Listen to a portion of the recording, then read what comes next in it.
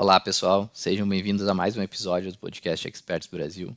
Meu nome é Edgar Fernandes e o episódio de hoje é como se tornar um vendedor de sucesso.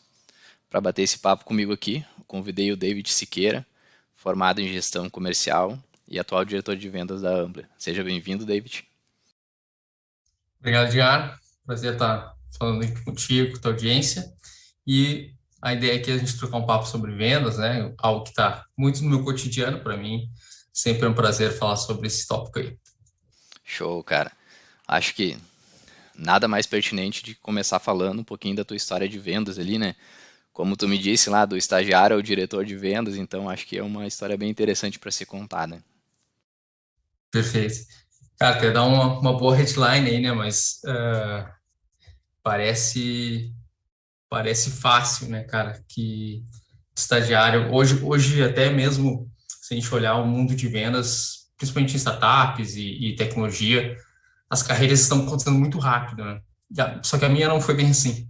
A minha, comecei lá como estagiário em 2011, só que eu vim da indústria, né? Então eu não tinha nenhum background ali de ou alguma facilidade com vendas ou tecnologia. Então tinha duas mudanças para fazer ali e realmente para mim foi bem desafiador. Então eu já era casado, já tinha dois filhos, morava de aluguel e fiz essa transição de carreira em 2011 para ser estagiário. E foi bem punk, assim, porque fui ganhar R$ 700 já morando de aluguel, né? Então, imagina a luta que não foi, né? Então, só que para chegar a diretor de vendas, quando a gente usa esse título, por isso que eu brinquei, cara, levou 10 anos. Então, isso falta muito, sim, que eu vejo hoje em dia em vendas, principalmente de tecnologia, a galera tem muita pressa para crescer e se não crescer em 2, 3 anos já está pulando fora ou já quer mudar de profissão, quer já mudar de carreira. E não é bem assim, né? Então, tudo é uma construção. Então, por um período de 1 ano e meio, fiquei ali como estagiário, consegui consolidar uma boa parte ali das vendas. Então, nos 6 primeiros meses, eu quase desisti, de fato, porque a pressão era bem grande, né? Não conseguia nem comissionar, porque tinha duas rampagens de aprendizado para fazer ali, que era tecnologia e vendas, e quase desisti algumas vezes.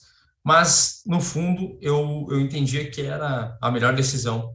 Eu saí da área da indústria e são mercados totalmente diferentes, né? Tecnologia e a indústria não se conversam muito, né? São muito, muito diferentes. Então, foi uma questão de adaptação ali e com o decorrer do tempo eu fui me encontrando, fui vendo que realmente aquilo era para mim de fato. Eu precisava só me dedicar mais, estudar mais. Então eu lembro que na época eu tinha muita dificuldade até de digitação, às vezes escrevia palavras, né, com português errado ali e tudo mais.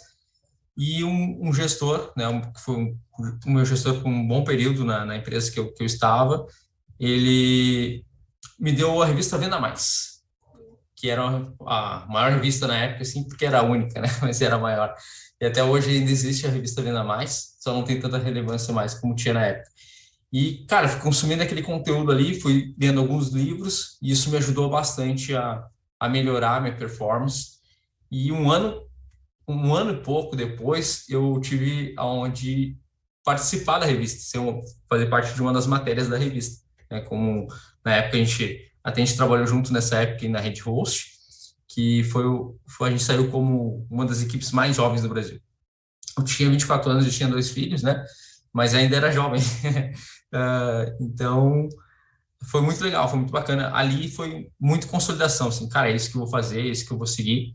E por 6, 7 anos eu segui como vendedor de fato, né? Na ponta ali tratando com o cliente. Então, fui ser vendedor de canais, agente de canais, fui cuidar de contas mais enterprise, ali, contas maiores. Depois, saí da empresa que eu estava, fui trabalhar com venda direta, venda porta a porta mesmo, né? Venda daí era muito mais venda para one on one ali, cliente final mesmo, de fato, na rua.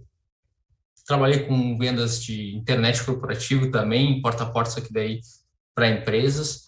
E depois retornei para a mesma empresa, na época a Red Host, hoje é Amber, né? Como tu antecipou.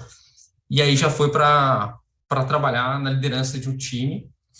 E então, assim, desses 12 anos aí de vendas trajetórias, tem uma boa resumida aí, digamos assim, boa parte foi na ponta lá, né? Tratando com o cliente. Então, tenho bastante know-how, assim, nesses 10 anos, 8 anos ali como vendedor, certamente vendi mais de 10 milhões em receita para essa empresa onde eu passei. E como vendedor, como gerente ali já, né, barra diretor, já passam de mais de 15 milhões aí. Então, total, mais de 25 milhões em receita, né? Então, a gente está falando... Nunca trabalhei com ticket muito alto, então a gente está falando de um volume muito grande de vendas, bastante clientes. E eu sempre fui também adepto a canais que me ajudavam muito a escalar, né? Então, quando a gente pega ali parcerias e algo assim, gosto bastante, né? Criei alguns modelos, trabalhei com afiliados também, quando voltei para a Amber, construí esse canal lá e foi muito legal. Canal de parceria com agências, também tive a oportunidade de construir do zero. Então, isso tudo foi me dando um bom know-how já. Aí, ano passado, consegui participar da curso de gestão de vendas, né? Então, vem acontecendo coisas bem legais aí ao longo desses 12, 13 anos aí que a gente está respirando vendas, né? E como tu vê, destes, que nem tu falou, desses 12 anos aí, vivendo vendas, digamos assim, até foi uma, que nem tu falou, foi uma aposta lá que tu fez lá com 24 anos, né? E dois Exato. filhos. Tu já tinha dois filhos na época? Já tinha. Então resolveu ir para a área de vendas meio batendo no peito e vamos lá, vai dar certo. Foi mais ou menos nessa tocada que tu seguiu a carreira de vendas, isso? Isso aí, cara. Então, sempre foi desbravando, assim, sempre porque eu não me considerei, nunca me considerei um cara talentoso para vendas. Então, sempre fui correndo atrás do conhecimento, e não tinha aquele dom, sabe? Quando as pessoas falam, o cara nasceu para vender. E eu acho que isso está cada vez mais, acho que vai entrar no nosso próximo tópico aí, mas está cada vez mais em desuso, assim, o cara é falante, se comunica bem. Comunicação, obviamente, é um pilar de vendas, né? Não dá para ensinar um peixe a subir uma árvore, né? Então, se tu vai trabalhar com vendas, obviamente, tu tem que desenvolver tua comunicação. Mas não é aquele cara falante que vai ser o top vendedor, né? O top performance. Então, hoje está muito mais ligado quem faz as melhores perguntas do que quem fala muito. Então, foi muito na raça, de fato, assim, eu sempre tive uma origem humilde, né, cara? Então, meu pai é vigilante, minha mãe é dona de casa, então não tive aquela formação acadêmica. Fui fazer faculdade há pouco tempo atrás, então sempre foi autodidata, buscando as referências do mercado, buscando quem estava rampando na própria empresa. Então, aprendi muito com aquela galera que a gente trabalhou lá. O Eduardo, o Bianchini, por exemplo, que é um cara que talvez tu vá falar aí posteriormente sobre CS, é um cara que eu aprendi muito também. Jonathan Schreiber lá atrás, enfim, são caras que me ajudaram muito a romper aquela barreira de técnica, né? Que era juntar justamente essa parte das técnicas de vendas com a parte técnica, quando a gente fala de vendas de tecnologia, né? O vendedor também tem que dominar algumas partes técnicas ali que são importantes para a criação de valor com o cliente. Então, sim, sempre foi muito na raça aí esse crescimento, né? Show, cara. Desses 12, 13 anos que tu trabalha com vendas ali, o que que tu vê de evolução? O que que mudou a carreira de vendas desde aquela época que tu iniciou até hoje? Perfeito. Boa. Antes mesmo, assim, pegando um pouco antes é, da minha carreira, a gente já teve algumas mudanças na área de vendas. A gente está falando, agora vai completar 30 anos no próximo ano da primeira venda através da internet. Então, acho que, assim, foi uma das grandes disrupções, né, que aconteceu, foi a venda através da internet. O vendedor teve que se adaptar, trabalhar com essa ferramenta. E eu já peguei uma outra curva, e interessante, né, Edgar, que as mudanças, elas sempre ocorreram. Então, lá atrás, ainda assim, a gente voltar um pouco mais atrás, o telefone, por exemplo, né? Então, lá na década de 1830, lá, o telefone, já tinha gente vendendo pelo telefone. Mas, nos últimos anos, essas mudanças se intensificaram. Elas estão correndo cada vez mais rápido. Então, quando eu entrei já em vendas, a coisa já estava mudando também de novo. Não era só a internet. A gente estava entrando na era das redes sociais. Então, hoje ainda é algo que muitos vendedores nem utilizam, né? O social selling, que a gente chama, utilizar a rede social ao seu favor. Eu dificilmente vou falar com o lead e não vou conectar esse cara no LinkedIn, só se não tiver LinkedIn. por exemplo, né? Então, eu preciso estar muito ligado a isso para que eu possa criar um bom rapport, uma boa conexão com o Edgar. Eu vou lá, dou uma olhadinha no LinkedIn, vejo as empresas que ele já passou, daqui a um pouco eu identifico até que o Edgar já trabalhou em alguma empresa que eu trabalhei, ou alguma empresa que eu já vendi, por exemplo. Então, eu já crio uma conexão e poucos vendedores usam isso hoje, né? E agora, por último, o próprio WhatsApp, né? Que, de certa forma, é considerado uma rede social, mas ele vem mudando como a gente também vende, a gente precisa usar essa ferramenta ao nosso favor. E, para mim, a última disrupção aí, que a gente está vivendo, está passando nos nossos olhos, digamos, passando na nossa frente, a gente vai ver isso por muito tempo, é a própria inteligência artificial. E, cara, o vendedor transacional, ele vai ficar no meio do caminho, né? Então, acho que essa vai ser a grande disrupção dos próximos anos, que a gente não consegue nem ter precedente, né, Edgar? Porque ainda ela tá... Ninguém consegue visualizar exatamente o que vai acontecer, mas o fato é que alguma coisa muito, muito grande vai acontecer, né, de mudança, principalmente na área de vendas e várias outras áreas, né? E vendas não vai ser diferente. Vai sofrer também alteração por conta disso.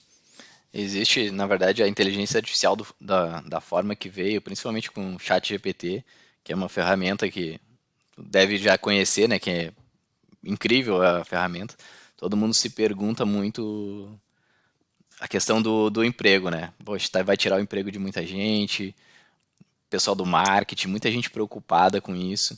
Mas eu não consigo ver dessa forma, né? Eu consigo ver que ele consegue aliar, consegue ser um aliado teu para conseguir produzir mais. Eu acho que ele gera bons insights, ele não consegue dar, na minha opinião, né, claro, do meu uso, ele não consegue te dar respostas exatas, ele precisa de um humano para pegar a resposta e adequar ela da melhor forma. Então, eu acredito que nem tu falou, pessoas que se aliam à tecnologia só tende a ter uma alavancagem mais rápida. Agora, se tu ignora ela, tu ignora todos esses benefícios que ela traz para ti, talvez tu seja um profissional que fique para trás. Tu está ignorando uma das coisas mais importantes, que é uma revolução tecnológica.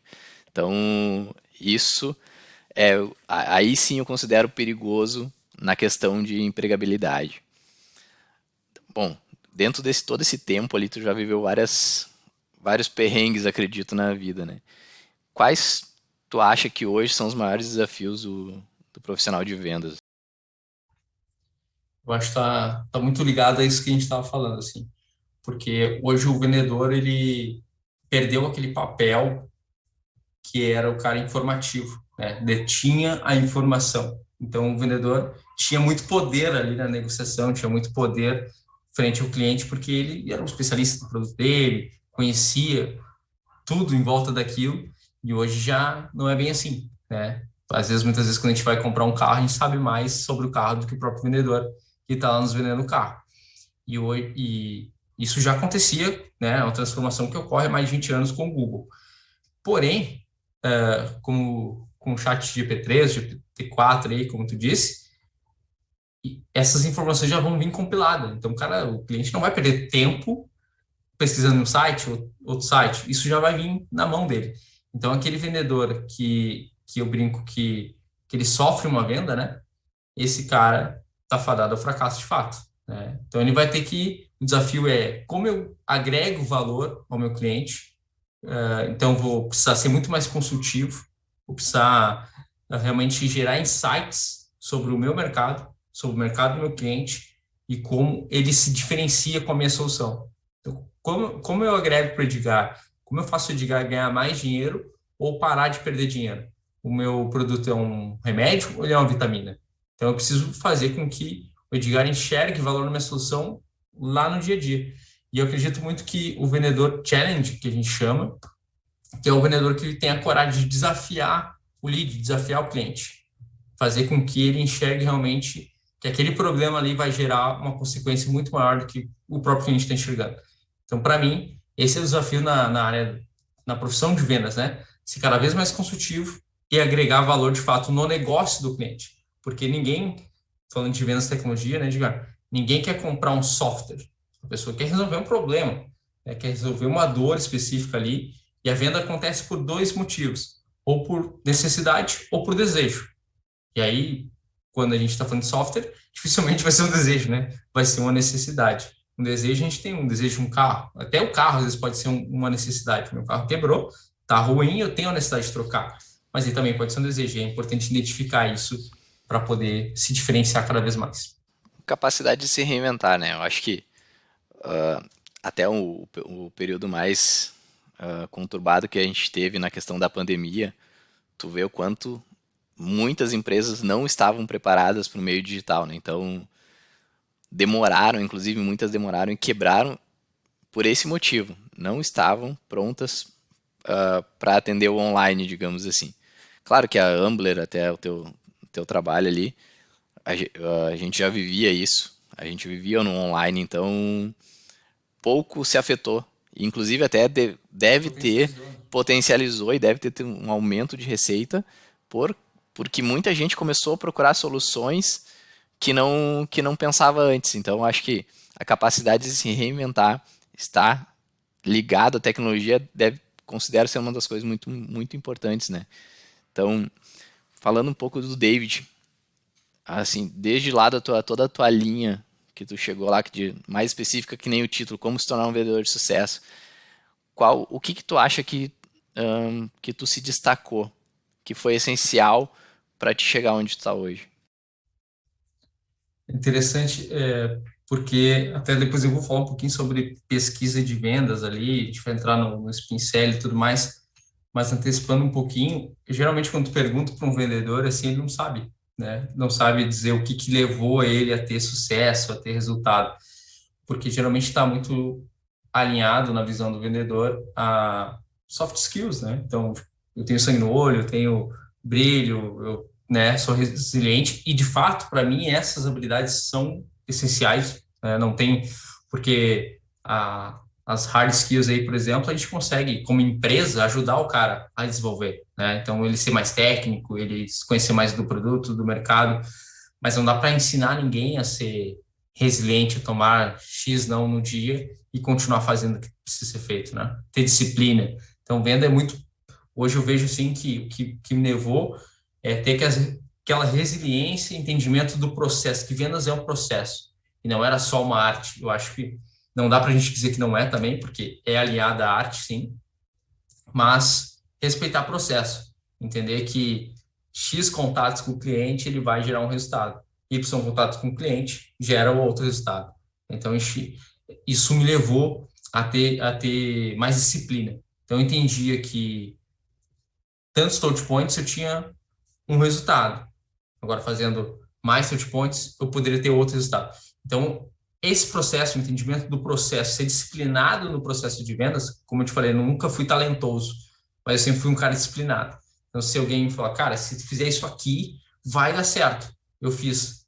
E realmente, de fato, se tem comprovação que alguém fez e deu certo, cara, eu vou fazer. Sabe? Então, essa disciplina me levou muito longe, assim, claro que o conhecimento também, né, porque a gente sabe que a disciplina, a força de vontade leva até um patamar. E tem portas que só o conhecimento abre.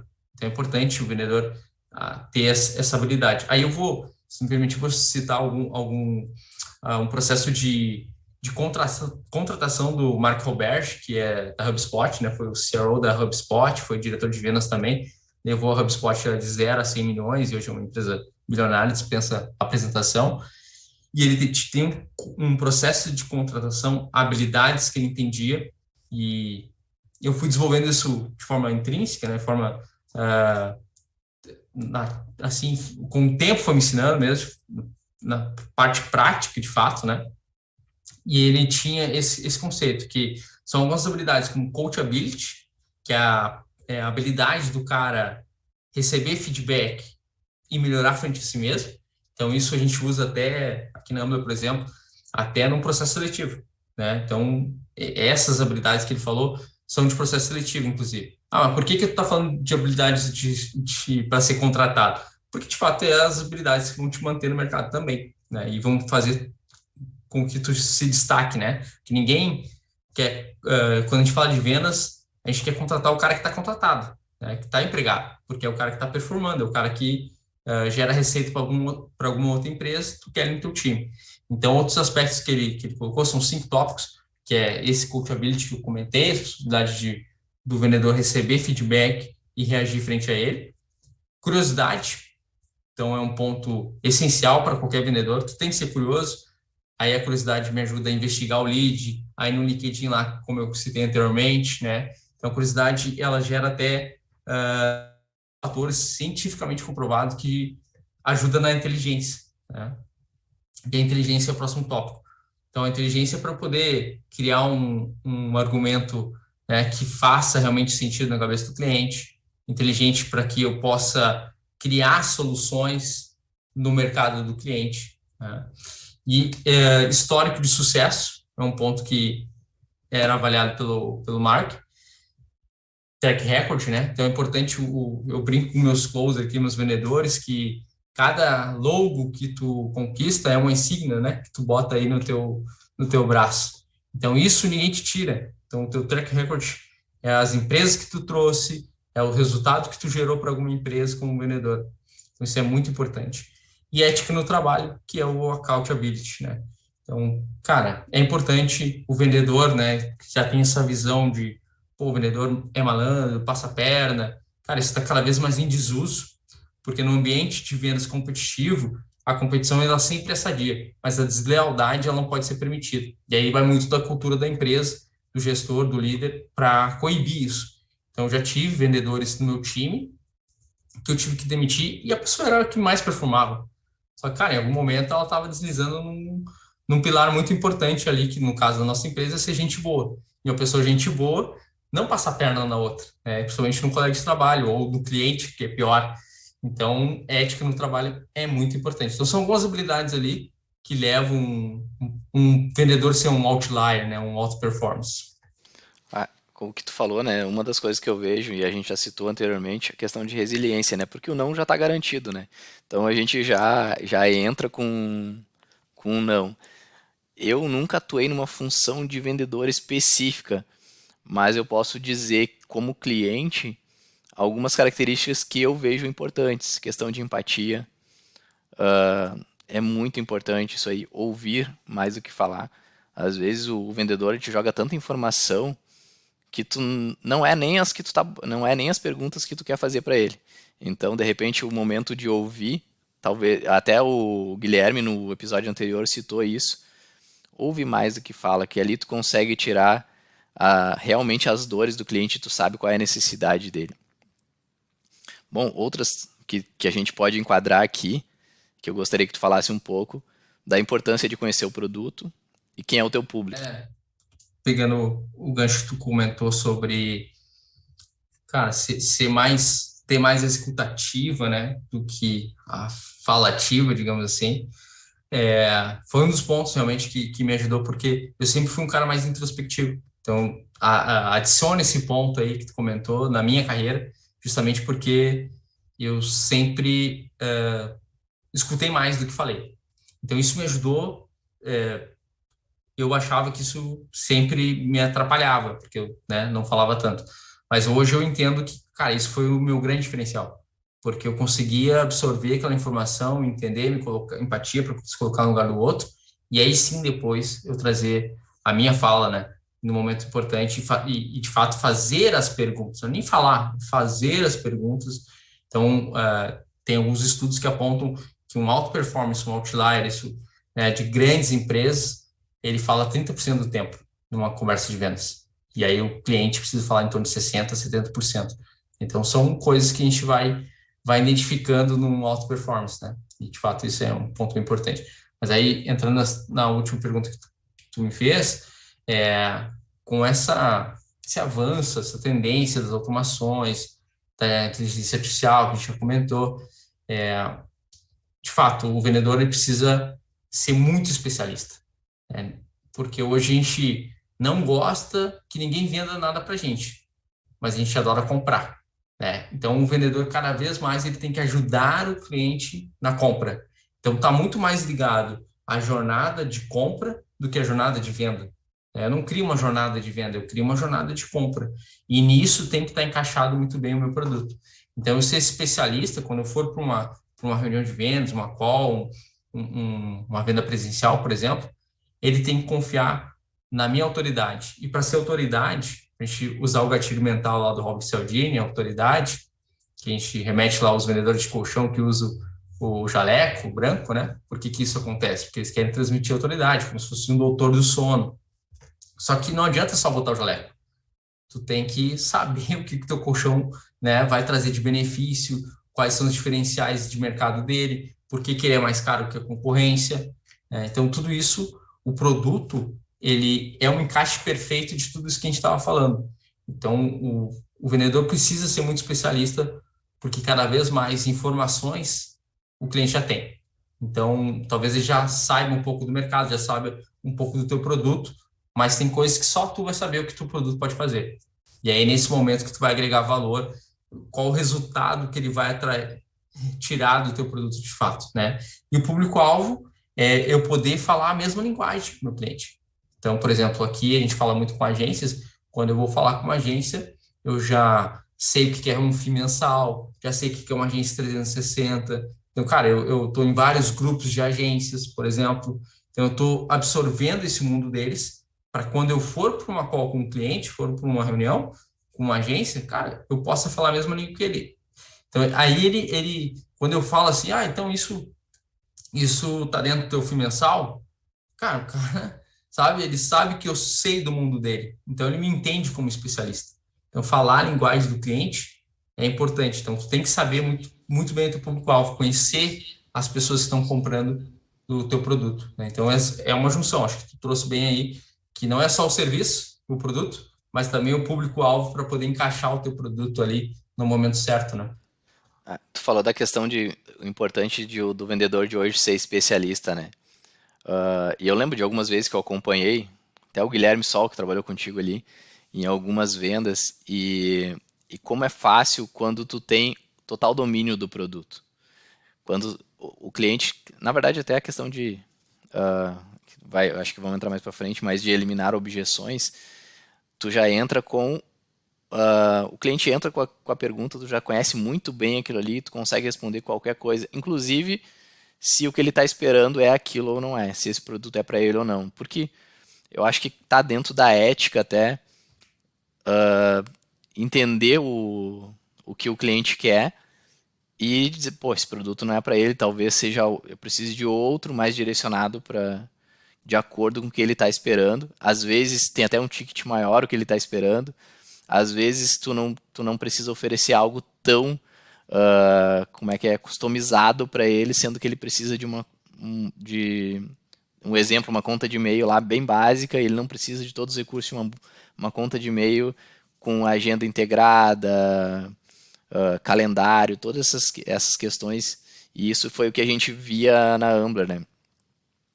Uma coisa que, falando um pouquinho da minha experiência no provedor, é que quando eu fui, na época era Rede Host, mas agora virou Ambler, que foi uma startup que nasceu dentro da Rede Host e acabou tomando conta, digamos assim, mas que eu fui para a empresa não comprando nenhum provedor.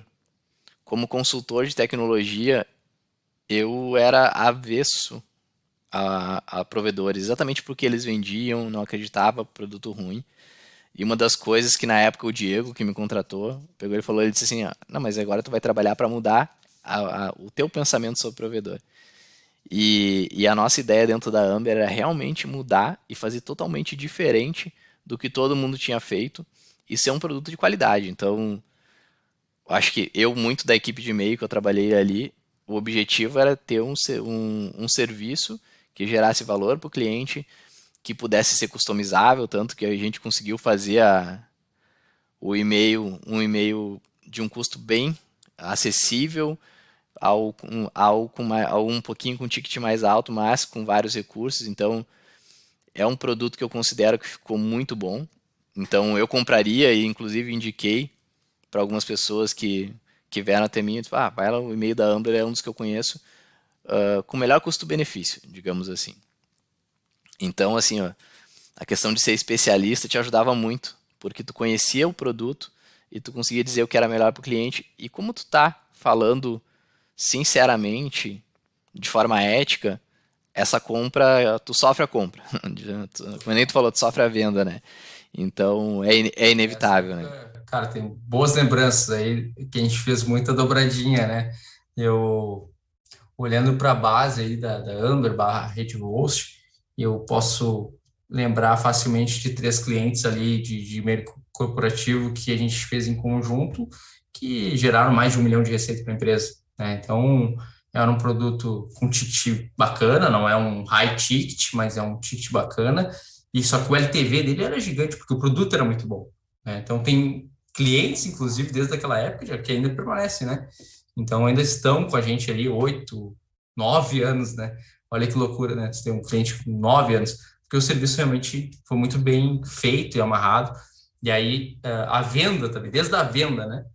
Então, esse é o importante que tu falou ali do cara conhecer muito bem, que às vezes, de fato, até o fato de tu dizer não para um cliente, olha, eu acho que eu não vou te atender, acho que, né, de fato, não é o que tu está buscando. Ele, em outro momento, pode comprar outro produto de ti ou te indicar, tu agiu de forma ética, eu acho que é essencial, porque se tu entrega um produto que não está alinhado com o que ele busca, vai dar problema, né? Então, não vai ser esse LTV todo aí que a gente falou agora, né? Então, não lifetime value aí, que é o tempo que ele fica, o dinheiro que ele deixa na mesa, né? O setor que tu está inserido hoje, que é a questão de serviços de, de tecnologia, digamos assim, existe uma concorrência muito grande. E vários players grandes, exemplo Local Web, King Host, até a Local Web eu acho que Sim. comprou a King Host, né? Então, se eu não me engano, como diante dessa concorrência, como buscar novos clientes, como prospectar mais e como fazer com duas perguntas em uma aqui, tá? E como manter a base para que ela não saia. A gente fala em prospecção, né? O famigerado outbound aí, aquela prospecção mais fria, quando a gente vai ativamente atrás de uma carteira de clientes. Para mim, fica nítido assim que a primeira coisa está muito interligado com o que a gente falou anteriormente agora, que é definir muito bem teu ICP, teu perfil de cliente ideal. Eu costumo dizer que quem abraça todo mundo não aperta ninguém, né? Então, tu tem que nesse momento nichar, encontrar o teu público. E aí existem algumas formas de fazer isso. Uma das que eu acredito que seja mais inteligente é tu olhar para a base existente de cliente. Quem que dá mais certo? Quem eu faço menos esforço? Quais são as frutas mais, né, perto para eu pegar? Então, porque eu já vou ter cases, eu já vou ter clientes satisfeitos com aquele produto. Então, olhando para a minha base, qual o cliente que eu faço menos esforço e me dá mais retorno? Qual que é mais rentável? O menor CAC, a sopa de letrinha lá do marketing, né? Qual o menor CAC, o custo de aquisição desse cliente? Qual o maior LTV que a gente falou agora? Então, olhando para a minha base, eu já tiro vários insights do que eu posso ir atrás, né? E aí existe, por exemplo, um outro fator é qual o NPS, né? Quais clientes estão mais satisfeitos, por exemplo. Então, eu entendo muito nesse caminho. E se tu não tem essa base para, né, para se ancorar, tu vai ter que gerar algumas hipóteses. Então, o time de produto ajuda muito nisso, porque quando alguém pensou o produto, ele pensou para alguém, né? Então ele imaginou um cliente ideal naquele momento que estava desenhando o produto. Então é importante o time de vendas ter essa conexão com o time de produto, exatamente como a gente tinha lá, a gente conversava muito, sentava muito, falava muito sobre as necessidades dos já clientes e dos futuros que estavam vindo. Então isso te ajuda a dar insights de quem pode ser meu público-alvo caso eu não tenha uma base muito já bem estruturada, né? Então, hoje tem ferramentas que ajudam isso, né? Então, a gente comentou aqui do Eduardo Bianchini, por exemplo, é um cara que trabalha numa das ferramentas que é a Econodata e várias outras aí. Não estou ganhando nada para falar deles, mas eu sei que é uma empresa séria, uma empresa que faz um bom trabalho em relação à base de dados quando tu vai prospectar. Então, é bom tu ter uma boa ferramenta para geração de lista, por exemplo. E aí tu vai começar a colocar inteligência em cima disso, né? Então, é importante depois disso, de tu conseguir gerar uma boa lista, tu entender, daí tu entendeu o teu perfil ideal de cliente, usou listas, né? Usou ferramentas para gerar essas listas, e aí tu tem que entender quem é a tua persona, né? Porque no final do dia, as pessoas fazem negócio de CPF para CPF. O Edgar vendendo para o David. Então, não é a Amber vendendo para a Econodata lá, por exemplo. Não, são pessoas que tu vai ter que são decisores. Quem são os stakeholders lá, né? As pessoas envolvidas no processo de compra daquele que vai usufruir, por exemplo, pensando lá no e-mail corporativo, cara, provavelmente pode ser o cara de TI, o gerente de TI, pode ser o cara de atendimento, de vendas. Aí tem que ver o que aparece mais, né? Então a base ajuda por isso. Às vezes a gente consegue identificar na base quem são os decisores ou os influenciadores. Às vezes nem é o decisor que vai conseguir mirar, porque se eu mirar no Flávio aqui, o nosso CEO Cara, o cara não vai me responder o e-mail, né? Então eu tenho que mirar em alguém que esteja na operação lá, que também esteja interessado a receber esse tipo de e-mail ou prospecção. Então, eu iria muito por essa linha. Depois você vai montar uma maquininha de vendas aí no sentido de colocar inteligência no processo, entender quantos touch points tu precisa fazer, quais canais tu vai atuar.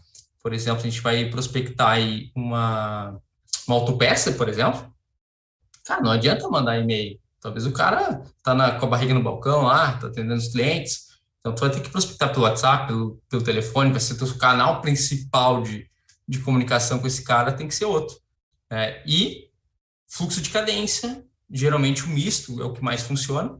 Então, não só tentar ligação, porque tem um pouco o cara tá te bloqueando, que não aguenta mais receber ligação. Então, mandar um e-mail, fazer ligação, mandar WhatsApp, conectar no LinkedIn. São várias formas de tu fazer esse fluxo de cadência. Aí tem um estudo da MeTime que fala, que é um benchmark do Brasil, né? Pega milhares de empresas aí que fazem site sales e para prospecção ativa, né?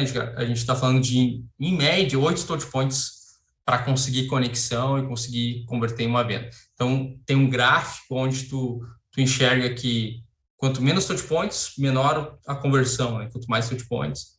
E, claro, que se tu passar também do limite, também não vai funcionar. Então, tem um número ideal ali, e aí cada um tem que descobrir o seu, porque também interfere muito o ramo de atuação. E aí tem alguns mais softs, né? Alguns conceitos mais atuais sobre outbound, que o próprio ABM, a Couch-Based Marketing, que é eu mirar muito com arpão naquele cliente. Então, é uma conta-chave que eu preciso. Então, eu vou participar de um evento que esse cliente esteja, ou vou mandar sei lá, uma cesta de café da manhã lá pro cara lá que é meu stakeholder, sabe? Então, é um trabalho muito mais elaborado que tu vai de arpão, né? E não tentar pegar esse cara de rede, digamos assim, né? E aí, fechando com a manutenção de clientes, eu entendo que o processo de vendas ele está muito alinhado com a expectativa. Quando a gente fala de manter vendas, né?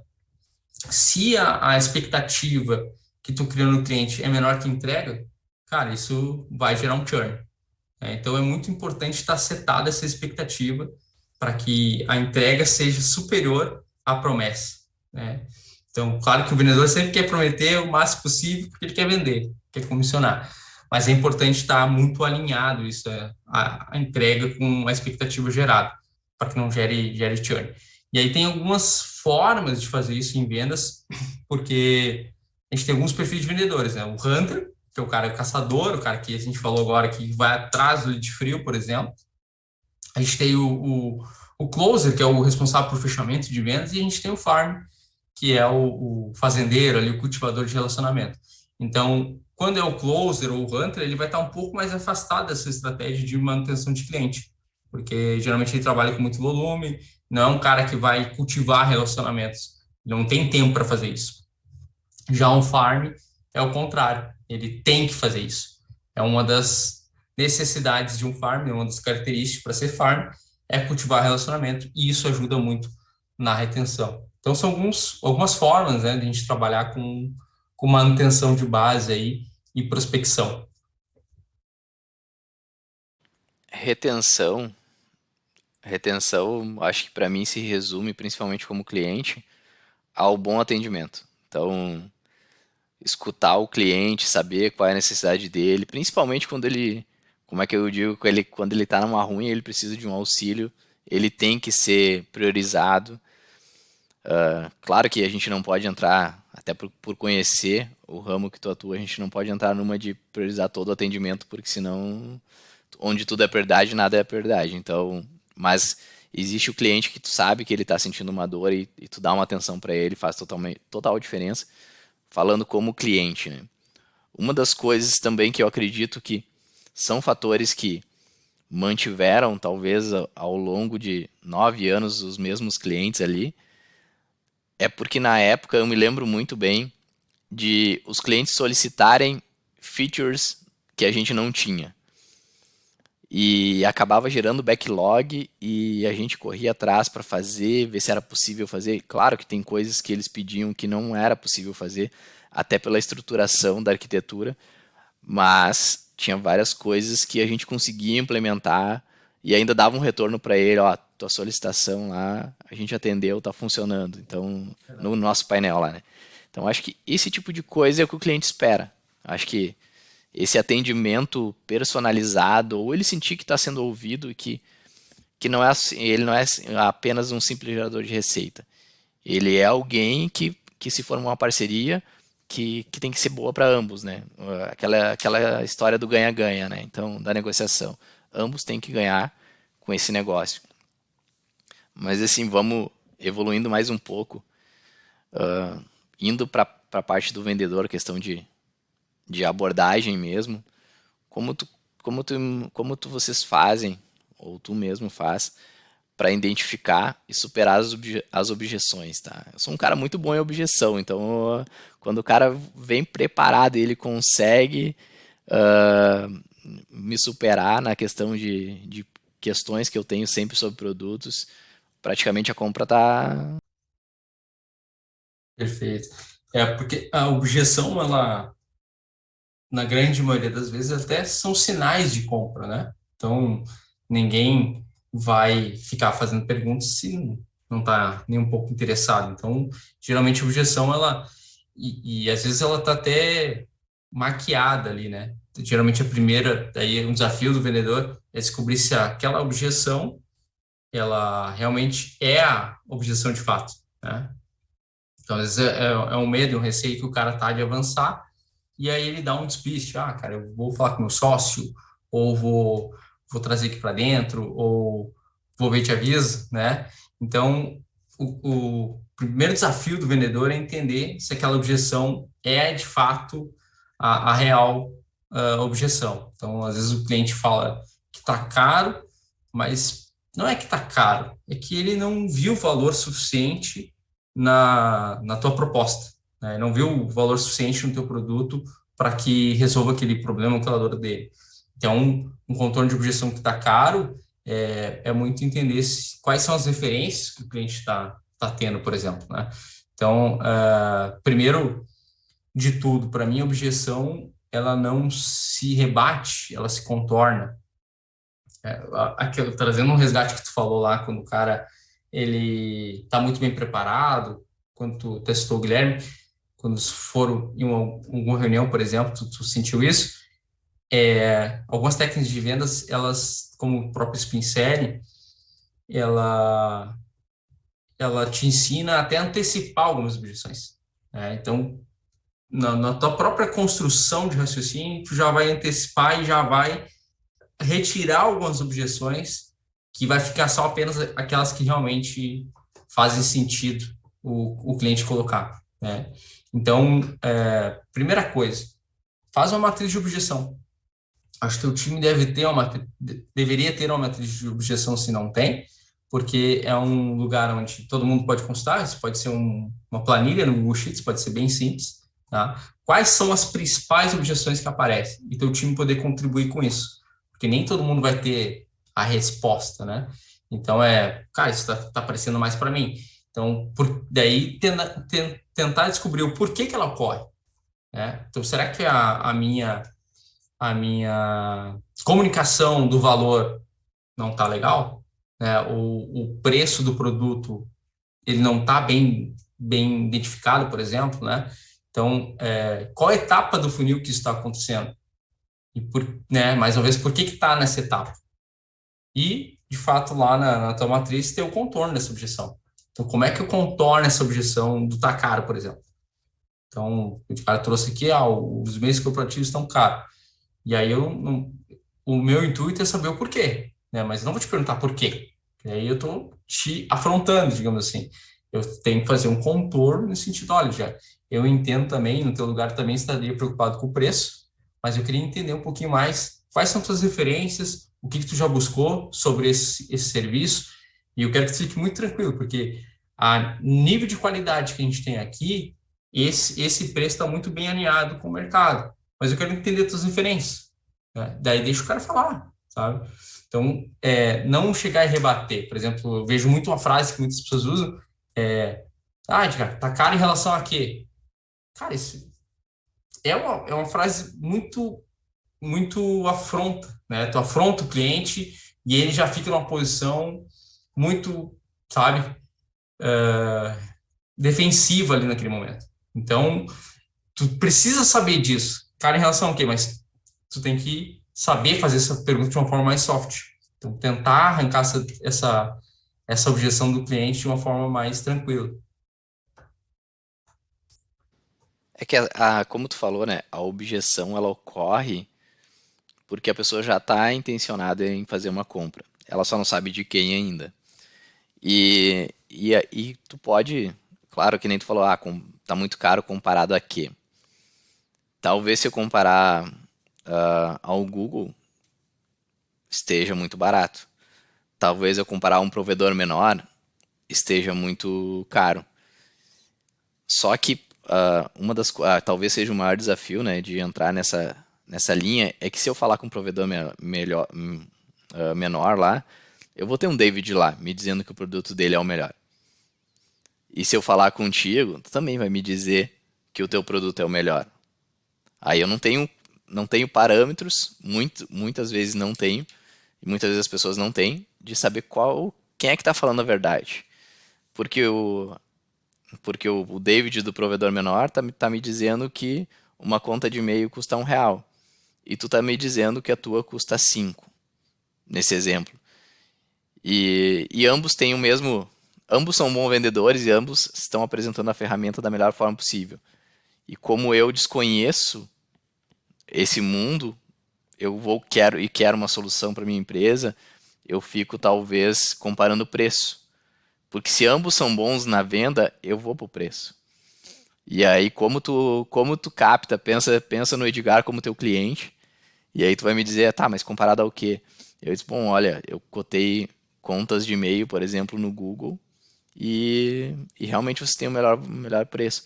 Mas eu também cotei no provedor da esquina lá, e o preço dele é melhor que o de vocês. Por que vocês são melhor que eles? Então, acho que essa é uma pergunta que como tu sairia dela?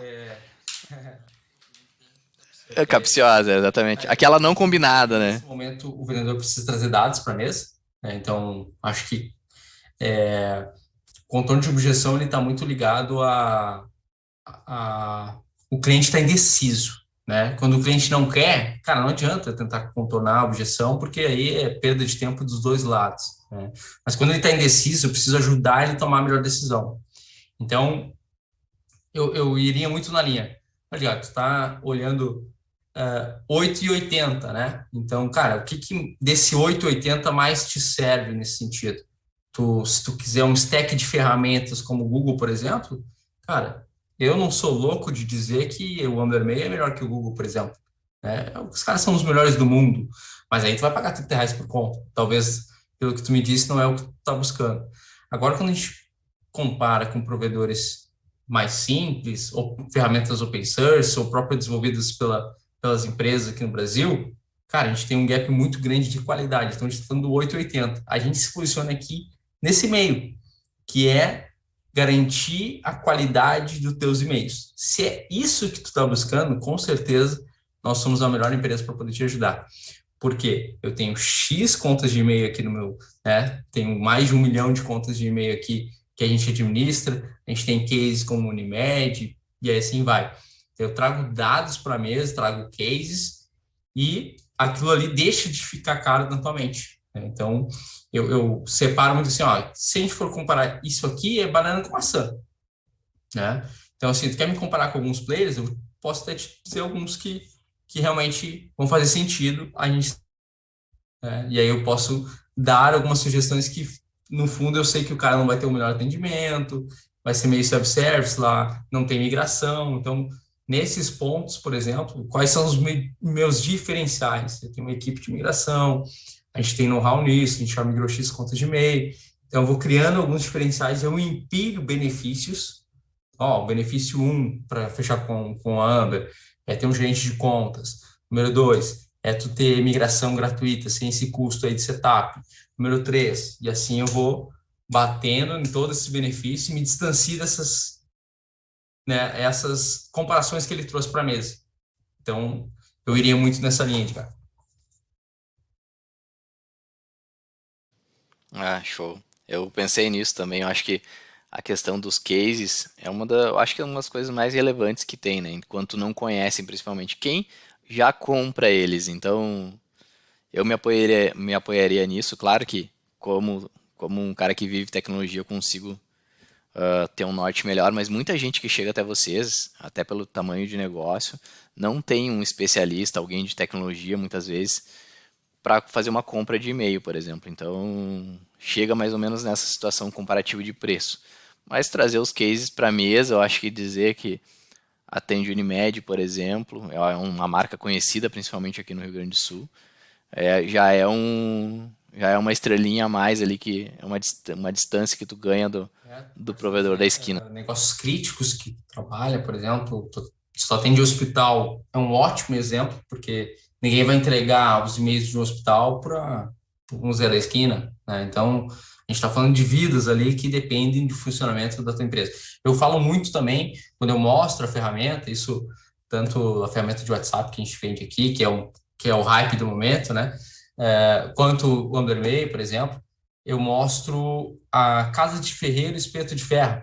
Então, eu mostro a minha conta de e-mail, por exemplo, olha, a mesma conta que tu vai usar é a mesma conta que a Amber também usa, é uma empresa que tem mais de 100 funcionários, fatura alguns milhões, e eu estou no mesmo servidor que tu, entendeu? Então, se tu cair, eu também tô ralado.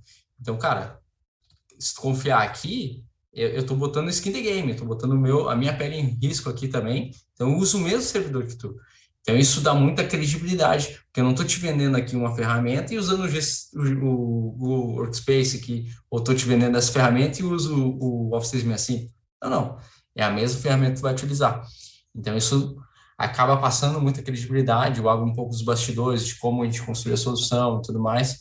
Então toda essa construção de pensamento vai solidificando que o cara, bah, eu estou falando com o especialista, tá? Então, quando eu vou para uma apresentação e desde o do Exchange lá que a gente vendia, eu preciso sair com a sensação assim de, cara, o cara não fechou, não é por conta de mim.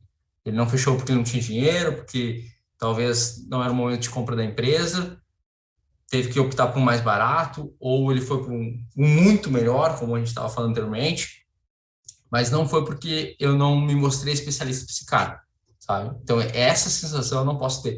E eu acho que todo vendedor deveria ter esse mindset, sabe? Cara, eu vim aqui e não é ser a mensagem, né? O importante não é o mensageiro, o importante é a mensagem, né? Não vim aqui para dar show, eu vim para contribuir na jornada de compra do meu cliente e fazer com que ele tome a melhor decisão possível naquele momento, né?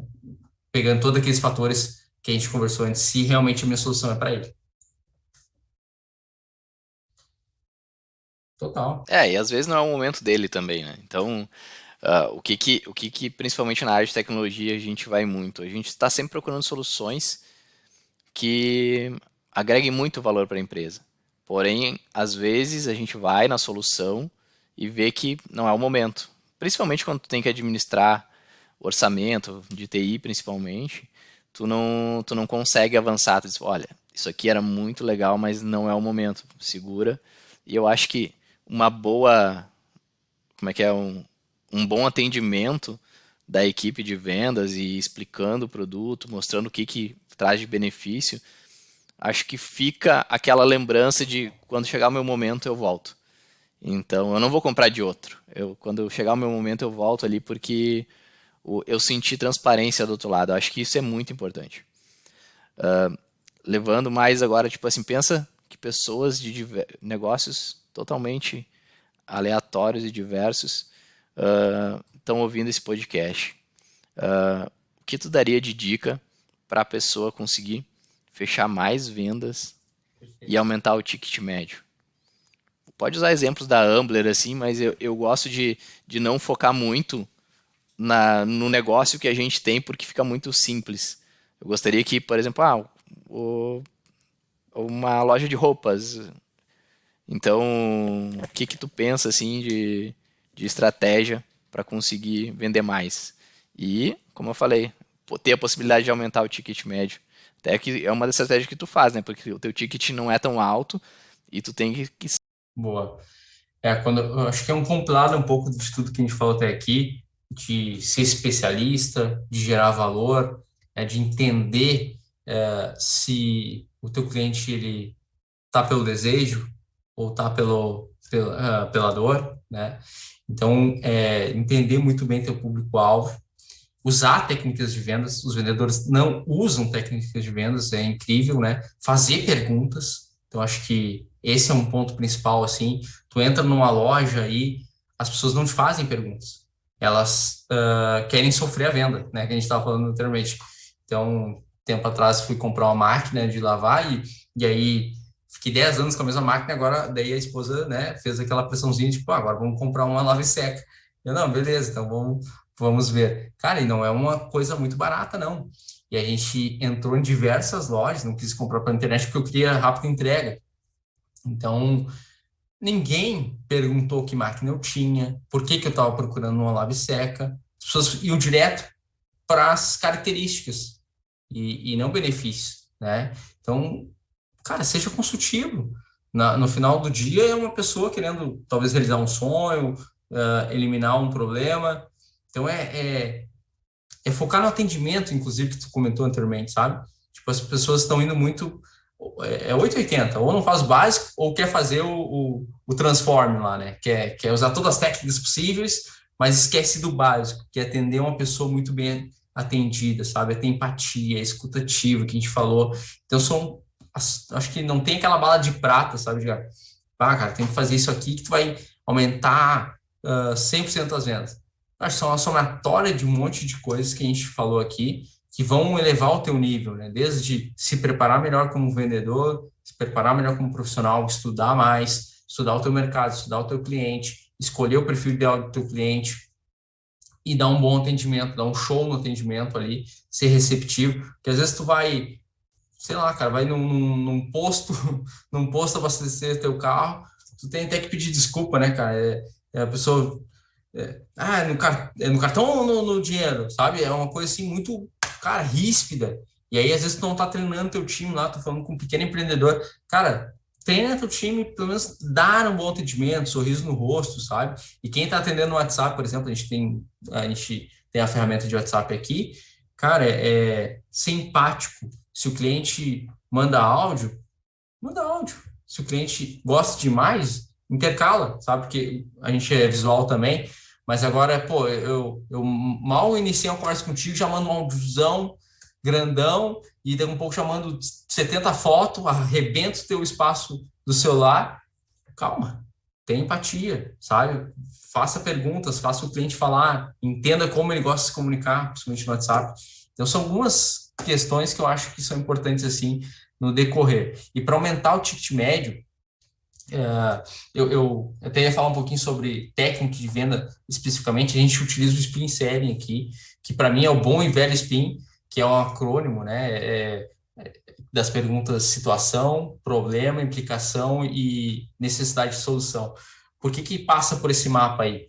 Porque o Neil Hackman, que foi o cara que fez essa pesquisa, teve TSP anteriormente, a gente fala de pesquisa, eu gosto muito de pesquisa, assim, porque aí pessoas mentem, números não, né? Então, o cara acompanhou por 12 anos 30 mil visitas.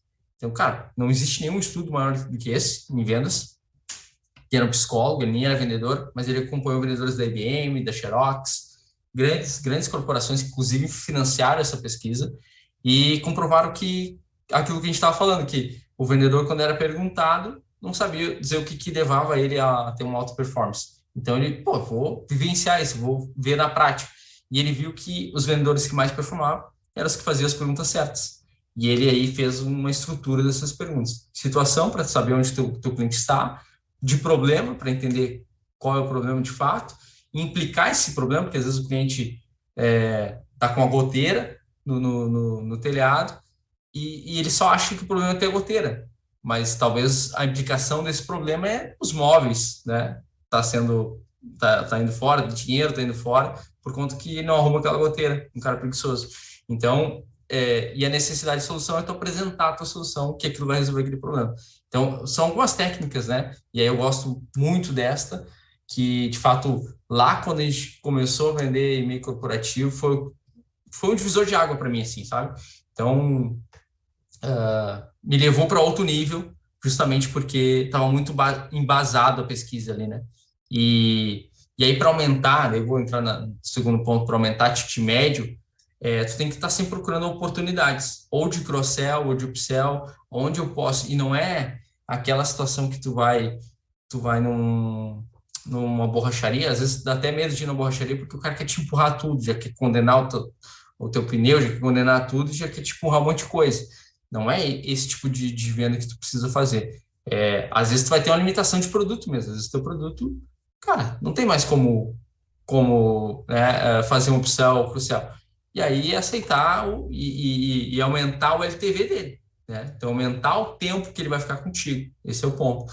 Mas agora, se tu tem a possibilidade de vender mais ou vender outros produtos, tem um momento certo também. Então, usar inteligência nesse processo é muito importante.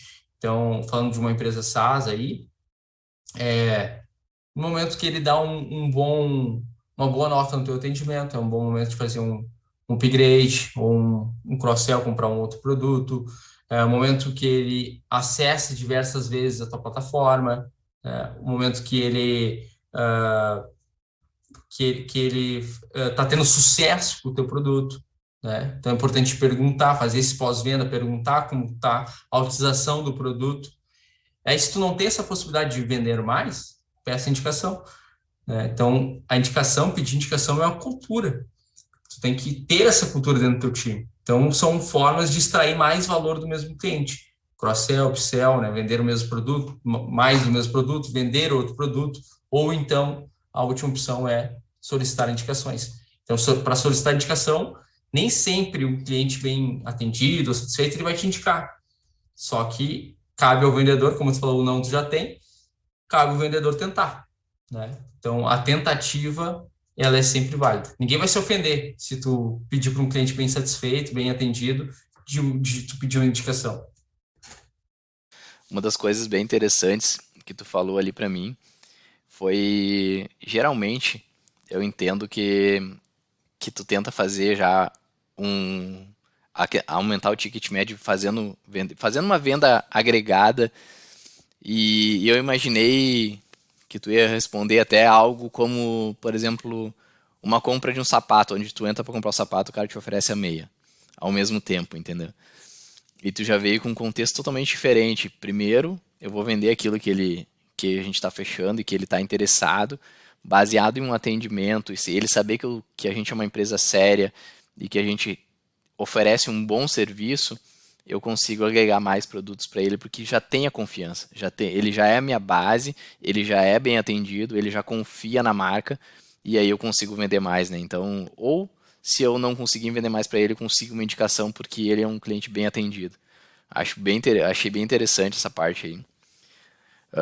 Bom, acho que eu terminei aqui o meu roteiro, David.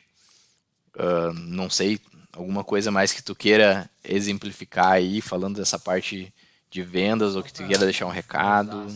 Algumas dicas para como montar um time de alta performance, acho que é interessante.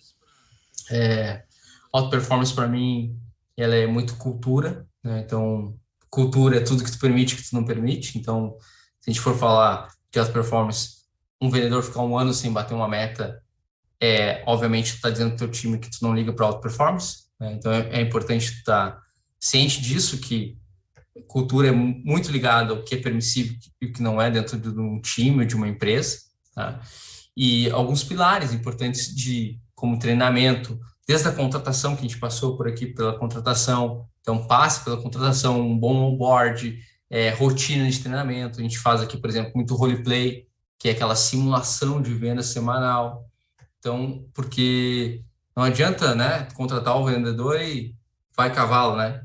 Então, tu tem que dar as ferramentas e o treinamento necessário para que ele possa desempenhar um bom trabalho, né? Então, um plano de compensação bem atrativo, metas desafiadoras. Então, a gente fala muito de meta SMART, né?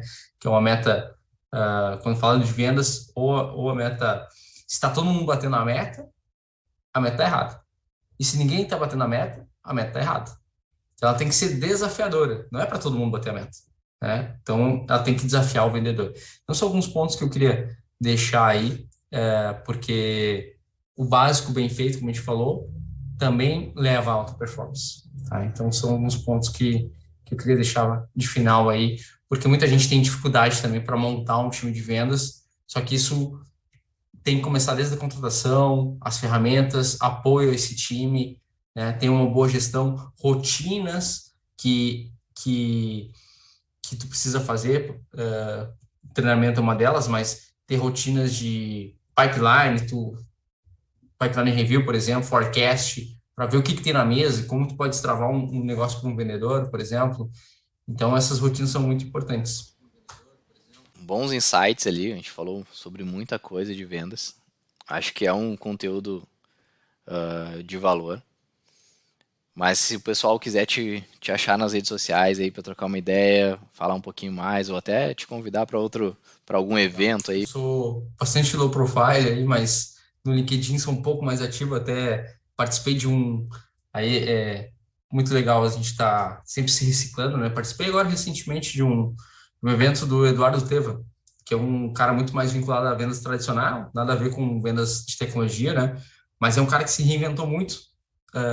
E olhando a palestra dele, assim, pô, me dá muito orgulho de ver pessoas que vivem muito tempo em vendas, mas mesmo assim conseguem se reinventar. Então, postei hoje lá no LinkedIn, que foi nesse final de semana, uma imersão de vendas do Eduardo Teva, foi muito legal.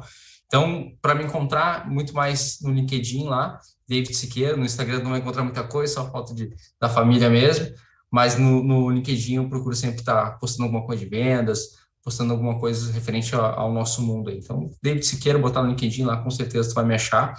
Então, fica aí o convite para a gente trocar mais figurinhas, fazer um network bom lá, e se porventura a gente se fechar numa call de vendas, eu espero, né, fazer o melhor negócio possível para as duas partes. Ah, show, cara.